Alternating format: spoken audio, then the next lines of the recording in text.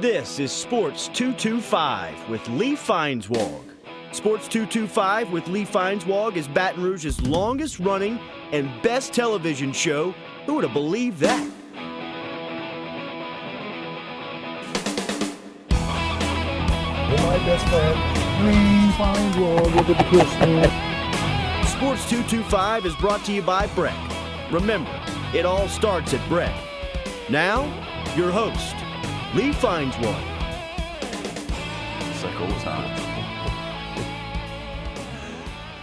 Well, I got to tell you, Johnny Jones has been putting up with me for over 30 years. And now that he's the head coach at LSU, he's kind enough to come on the show and talk some hoops. But I want to talk a little football with you first. How you doing? Doing great. Real excited about upcoming season, but really have been enjoying watching our Tigers the last few weekends. You started practice, I guess, 2 weeks ago almost?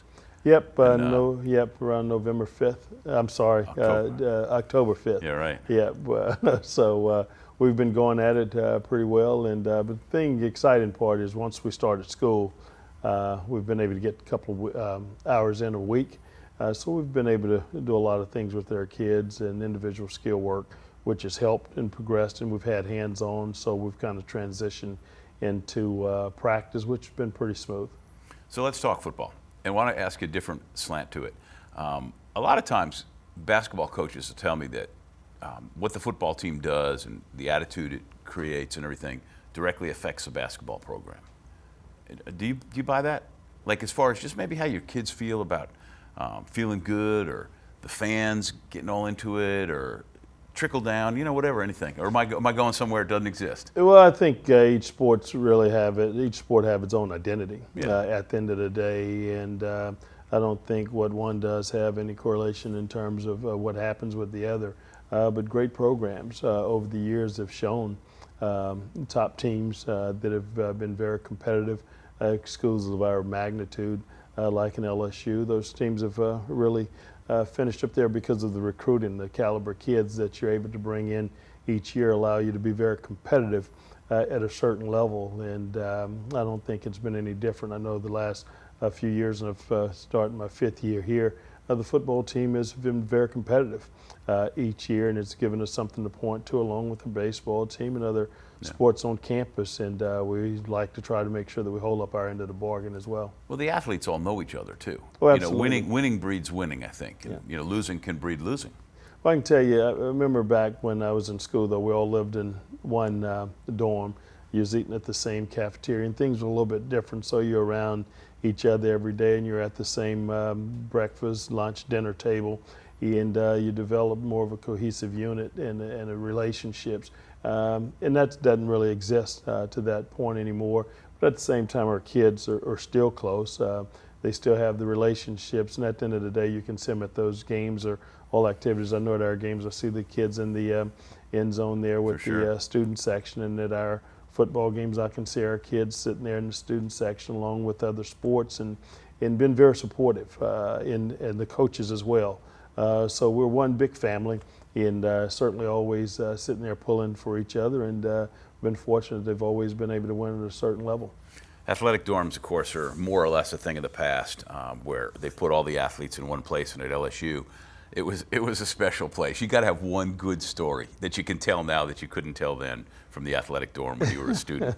No, I can just tell you this: I really enjoyed it. Really? And certainly. I mean, you never had a football player who you had to call other football players to get this guy out of here, that kind of thing. There's got to be something good. No, it was always interesting, and we were.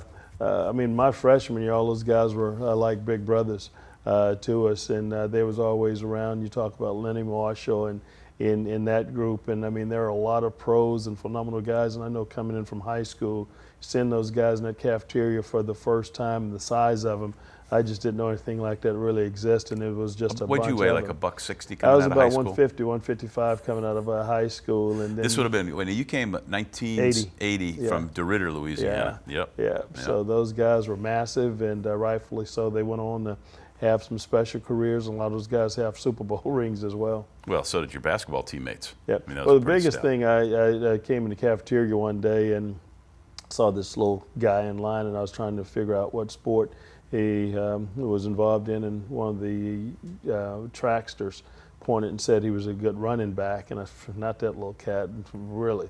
And wind up being Dalton Hilliard, who wound up being the best man at my wedding. No kidding. So that was in the cafeteria that day, and just seeing him, it was the first time I'd ever laid eyes on him, and that guy can't be. And went to the first football game and the plays he was making. We developed a tremendous relationship, and until this day, we're like brothers. I didn't know that you were that close. I had no idea. Yeah, I absolutely. somehow never knew that. That's great. Yeah, he was a heck of a running back, and a nice fella too. Oh, absolutely. Yeah. All right, last question about football as we finish up the first segment. When there's a coaching change and you guys are all you all know each other, your kids go to school together, you have so many mutual friends involved in all of that. That had to be hard. Oh, it is, and it's like family, obviously, and you were absolutely right. Our kids interact, they're texting and extremely close, and when you have change like that, it's always difficult because you develop a tremendous relationship. You're like family, and you're sitting there pulling for each other all the time, and sitting there texting, and when things like that happen, it's obviously some emotions that you're involved with, but we understand the business, obviously, that we're in, and at the end of the day, the success and everything that they've had, we know that they will land on solid footing, and excited about the relationship that we've had. The key word there was business. Oh, absolutely. All right, we got to take care of business. Go to commercial break, but Johnny Jones is the LSU basketball coach. When we get back, we'll talk about the LSU basketball team. I'm Lee Feinswag at Sports 225.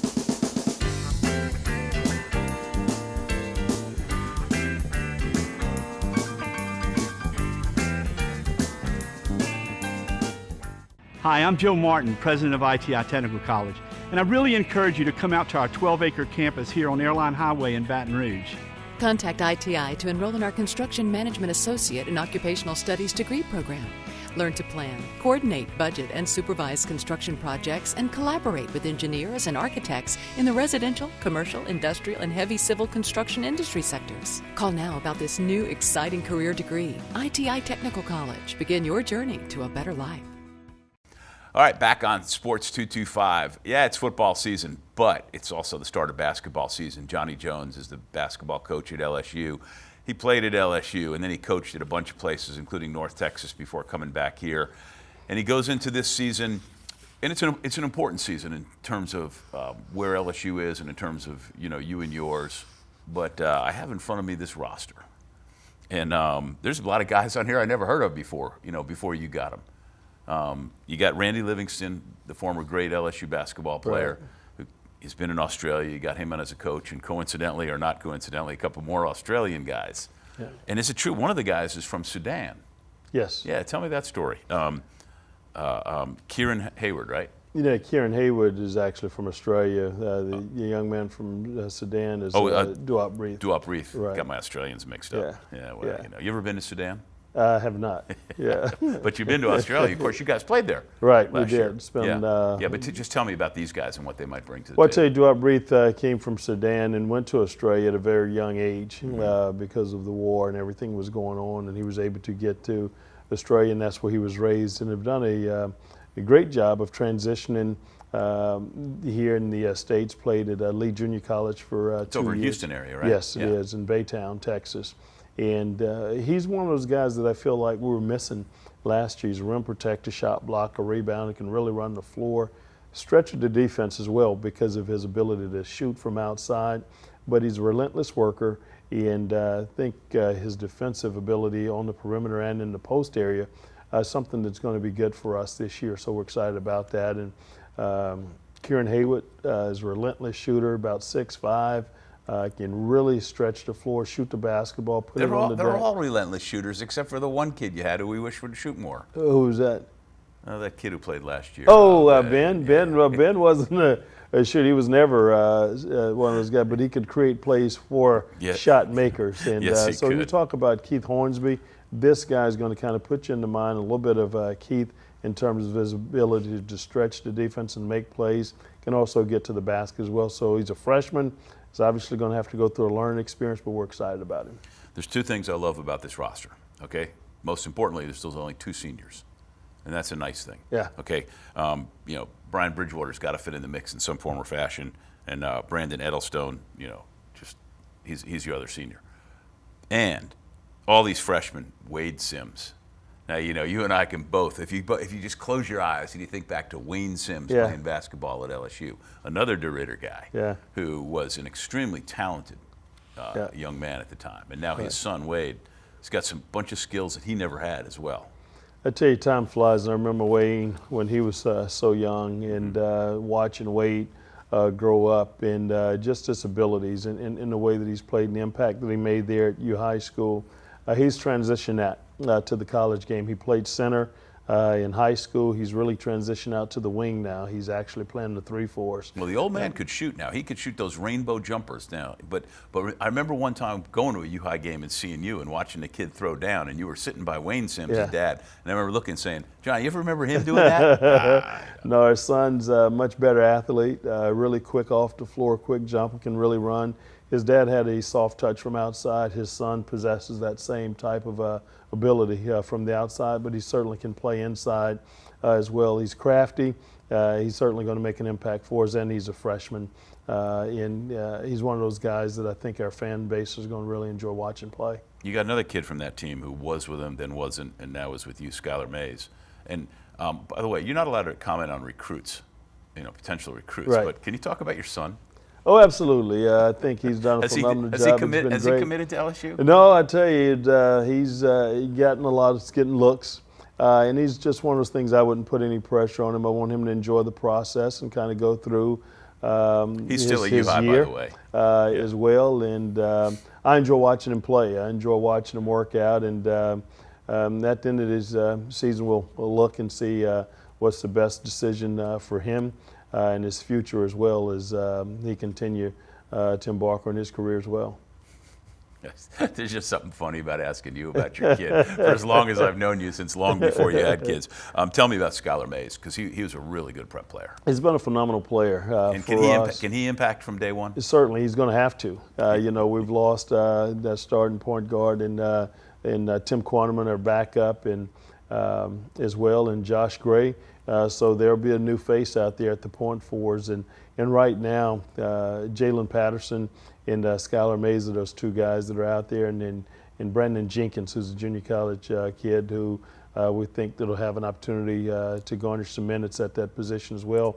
But Skylar has done a tremendous job of working really hard this offseason, improving his body. The one thing that was question mark for him in high school was his ability to shoot. He's really worked on that. He's worked on his shot. And he's one of those guys that are relentless, and he's going to be a threat from outside. It's going to be hard to play off of him. He's not only a good shooter, but he's a very good, confident shooter right now, and then that certainly means a lot. Brandon Jenkins also played at Lee College. Yep. I'm trying to remember the last time. I remember the last time we had 2 LSU junior college players come in at the same time, and I think they went to Hiawassee. Is that right? Yeah. Probably so. Yeah. I remember those, but these 2 guys are difference makers, and Jenkins was a guy that we were looking to come in and possibly push for a starting spot at the point guard. And he's extremely fast, tenacious, maybe the best on-ball defender that we will have this year.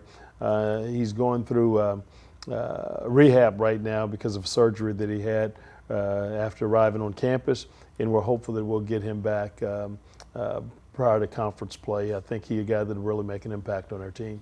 Good deal. I like the way you talk about guys playing defense. Yeah. There were times last year when the LSU basketball team, that wasn't a priority for a couple of them. At times, we did a tremendous job scoring, but we're at the bottom of the barrel in terms of our defensive abilities, and we tried to outscore people a lot last year. And this year we just got to make more of a commitment. We weren't as committed as we needed to be on the defensive end last year, and although we outscored a lot of opponents, if we had been better on the defensive end and finished even just in the middle, that would have certainly added a couple more wins to our schedule as well. And so I think that's something easy to point to with this team that we have this year. It's good. He's Johnny Jones. I'm Lee Feinswag at Sports 225. Ask him a few more questions about a few more players when we get back to Sports 225.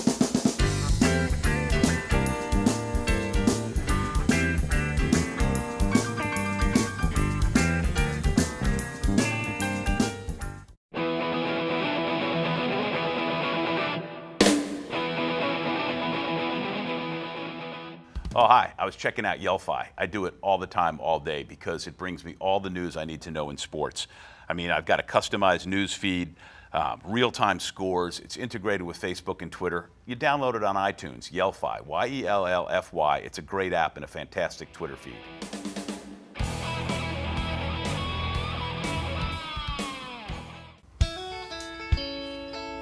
All right, we're back on Sports 225, talking hoops with Johnny Jones. He's the LSU basketball coach. And I'll throw this out to you. It's really weird in the history of college basketball how often a team has a great player, and then he leaves, and then the team does better. And it's not an indictment on that other player, but it's just, I don't know, sometimes it's coincidental, or sometimes just having a superstar like Ben Simmons like you had, something good happens afterwards. Isn't that?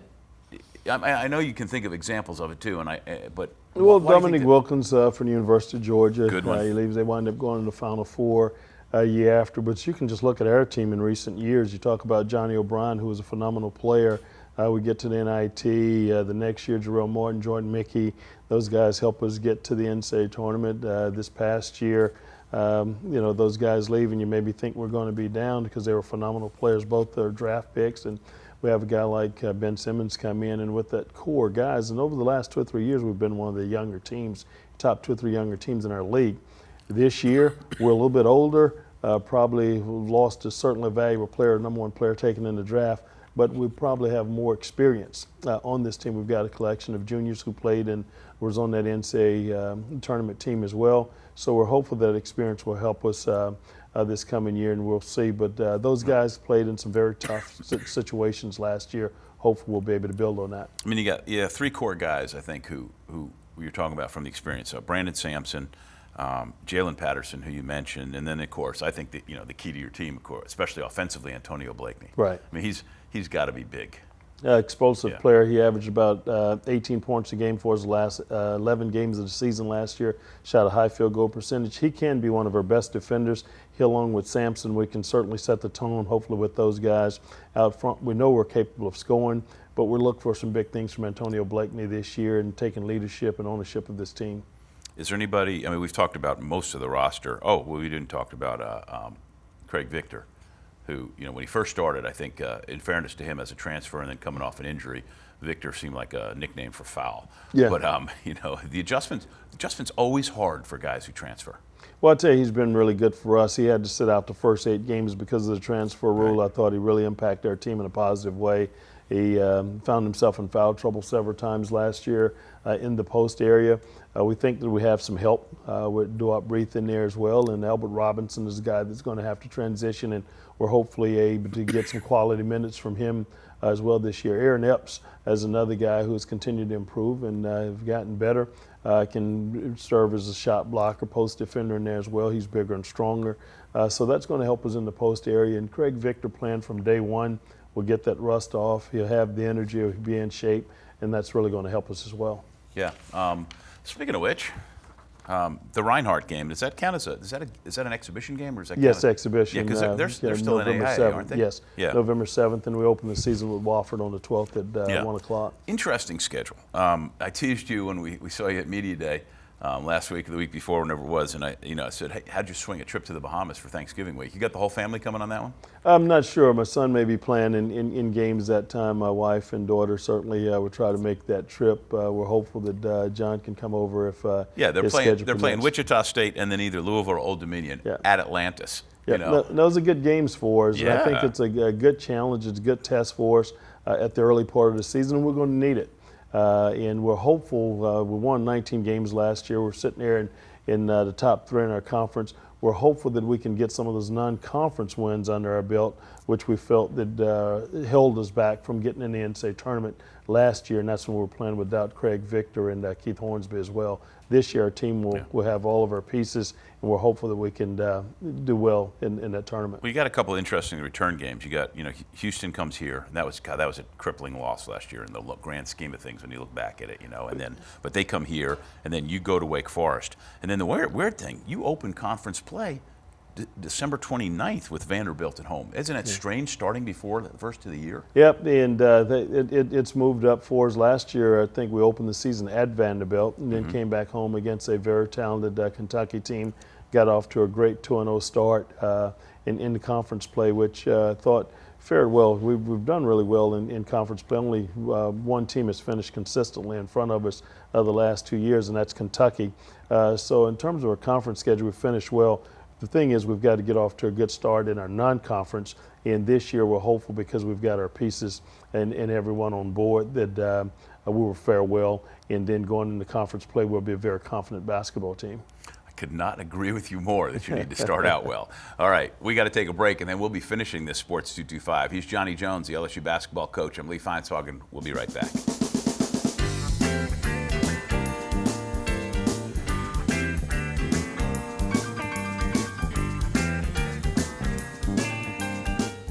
It was nearly a decade ago that Brett teamed up to Imagine Your Parks, and you imagined big.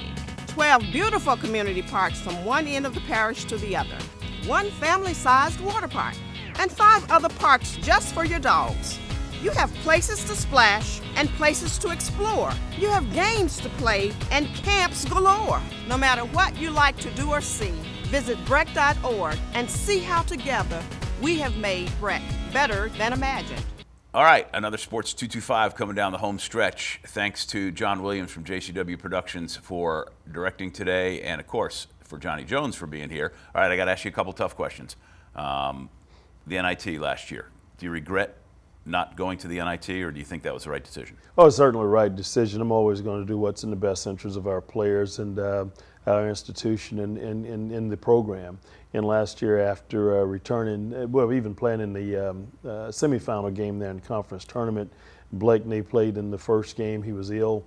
Afterwards, we found out he's running 103 fever after the semifinal game. On the plane, we land back here knowing that we may not have the services for him. Keith Hornsby's already out. We're not going to get a home game. That team was made up to be an NCAA tournament type team. And emotions those guys had gone through, certainly trying to get there. And when we got back and realized that we weren't going to have those guys, we were about to put Antonio Blakeney in the hospital on Sunday, and knowing that he wouldn't be available for us early on, didn't think that we needed to go on the road and be playing with that team because we were not at our best. And if we had to all do over again, I would certainly make the same move for this team. My contract's certainly tied to postseason play. So it was about. Oh, no kidding. So if it's about that, I'm going to get these guys. We're just going. It wasn't about that. It wasn't about me. It was about our program, and I certainly feel like we made the right decision. I didn't know that, and I'm glad to hear you say it that way. Yeah, that's good. That's good. Conversely, you ask coaches, do you feel pressure? Coaches say no, all the pressure comes from within, and that's true. But you know this is a really critical year for you in terms of your tenure as the coach at LSU and where the program is right now, because you didn't make the NCAA tournament last year. Well, I can tell you this. I know what we've done in the last 4 years. I know where our team has finished. I know we've been picked to finish 5th or so in the league last couple of years. We've finished in the top 3. And so the program has continued to move. We've had move forward. We've had top recruiting classes. We've graduated every one of our seniors. So there are a lot of great things going on in our program. We had the 3rd largest increase in the nation in terms of attendance last year. So I'm not sure what you point to saying that our program is going in a different direction. We're really excited where we are with their fan base, with their players that we've got coming in, the way that they've played, and they've played an exciting brand of basketball. We were 8-1 at home last year in conference play. Got a call for time. Got a call for time. Like I opened the show and said, for over 30 years, this man has put up with me, and that's a perfect example of it. Thank you. Thank you. All right, thank you for watching Sports 225. We got to get out of here.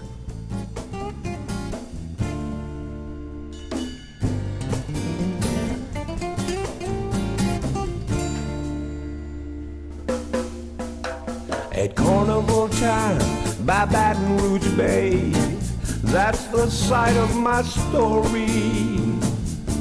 At Spanish Town Mardi Gras, things can get blurry.